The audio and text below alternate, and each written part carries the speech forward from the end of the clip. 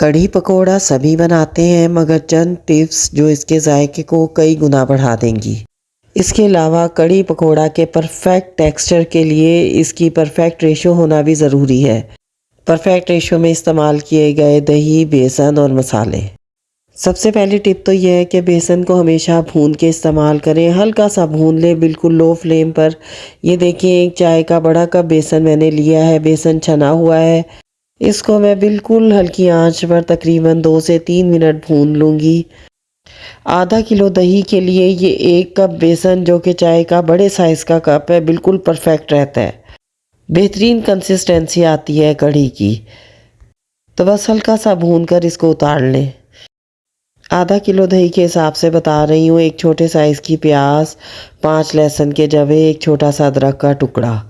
एक ग्राइंडर के जग में ले लें और पहले इसमें थोड़ी सी दही डालकर इसका पेस्ट बना लें और इसके बाद इसमें बाकी की दही और बेसन शामिल करके अच्छा सा मिक्स कर लें। बस इसमें एक दफ़ा और मसाले डालकर ब्लेंड करेंगे। नमक नहीं डालना। 1 चम्मच भर के हल्दी डाली है। इसी तरह 1 चम्मच से थोड़ी ज़्यादा पिसी लाल मिर्च और 1 चम्मच पिसा हुआ धनिया। दोबारा इसको ब्लेंड किया है और अब इसे एक देगची में डालकर इसमें 1 जग भरकर पानी डाला है। फिर से बताती हूँ, अभी हमने इसमें नमक नहीं डाला है। इसके नीचे फ्लेम ऑन कर देंगे और जब तक इसमें बॉयल आए फ्लेम को मिडल रखेंगे और जैसे ही इसमें उबाल आने लगे तो हम आंच को बिल्कुल लो फ्लेम पर कर देंगे, यानी जिस फ्लेम पर हम चावल को दम लगाते हैं।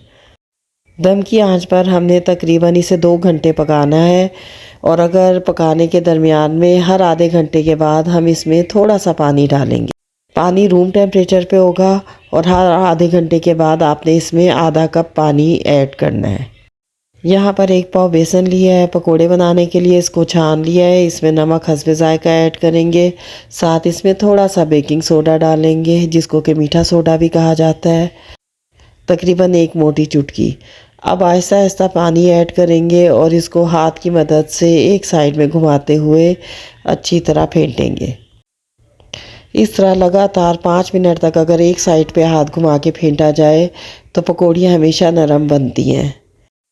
लेकिन बहुत माज़रत के साथ यहाँ पे मैं फ़ील कर रही हूँ कि जब मैंने इसे फेंटना शुरू किया तो इसका टेक्सचर जो है वो दानेदार बन रहा है। इसका मतलब यह है कि मेरा बेसन जो है वो बिल्कुल असली नहीं है। इस दफ़ा बेसन मैंने एक कैश एंड कैरी से ले लिया था, वरना मैं प्रेफर करती हूँ इसे चक्की से लेने को।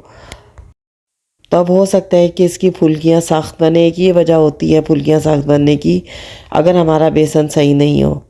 लेकिन अब टाइम नहीं है, बेसन चेंज नहीं हो सकता, तो मैं आपको बताऊंगी कि इन पकौड़ियों को हम कैसे मैनेज करेंगे कि ये बिल्कुल नरम रहें।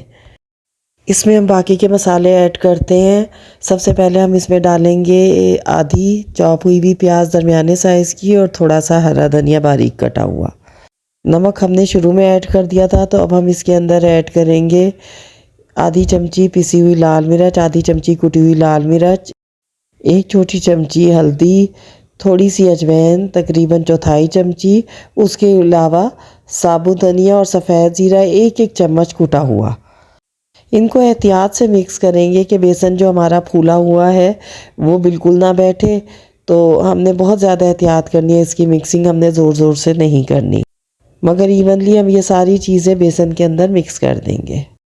बस इसकी पकौड़ियाँ तैयार करेंगे। यहाँ पर हमारी कढ़ी तकरीबन तैयार हो चुकी है। आप देख रहे हैं कि ये गाढ़ी हो गई है, जैसा कि हमें चाहिए थी। कढ़ी को हमने जितना गाढ़ा रखना है उससे थोड़ी सी आप पतली तैयार रखें, क्योंकि जैसे ही ये ठंडी होती है ये गाढ़ी ज़्यादा हो जाती है। बिल्कुल निहारी वाला हिसाब किताब है। तो इस वक्त आपने इसकी कंसिस्टेंसी देख ली है, कलर भी बहुत ज़बरदस्त हो रहा है। इसमें हम नमक डालेंगे 1 चम्मच भर के। आँच को बिल्कुल हल्का कर देंगे। यहाँ पर हमने एक कढ़ाई में ऑयल गरम कर लिया है। बस इसके अंदर पकोड़े डालेंगे। चम्मच या हाथ की मदद से सारे पकोड़े इस कढ़ाई में डाल लें। लो मीडियम फ्लेम पर इन पकोड़ों को पकाएंगे तकरीबन 6 मिनट तक, ताकि ये अंदर तक अच्छी तरह पक जाए और ये भी देखेंगे कि इनका कलर अच्छा सा गोल्डन हो जाए। उसके बाद मैं आपको बताती हूँ, मैंने आपसे ज़िक्र किया था कि बेसन हमारा परफेक्ट नहीं है। अगर बेसन परफेक्ट होता तो ये बिल्कुल रुई की तरह नरम होती, हम इन्हें डायरेक्ट कढ़ी में ऐड कर देते, मगर यहाँ पे हमारा बेसन नरम नहीं है, तो इसकी वजह से हमने अलग एक बर्तन में पानी गरम किया है। पानी को तेज़ गरम रखना है, बस उबाल नहीं देना। उस पानी के अंदर हम इन पकौड़ियों को ऐड कर देंगे और उस वक्त तक वेट करेंगे। जब आप हाथ लगाकर अंदाज़ा कर लेंगे कि पकौड़ी नरम हो गई है, तो आप इस पानी में से निकाल कर कढ़ी के अंदर ऐड कर दें। ऐड करते हुए ये ध्यान रखें कि कढ़ी के नीचे चूल्हा बंद हो।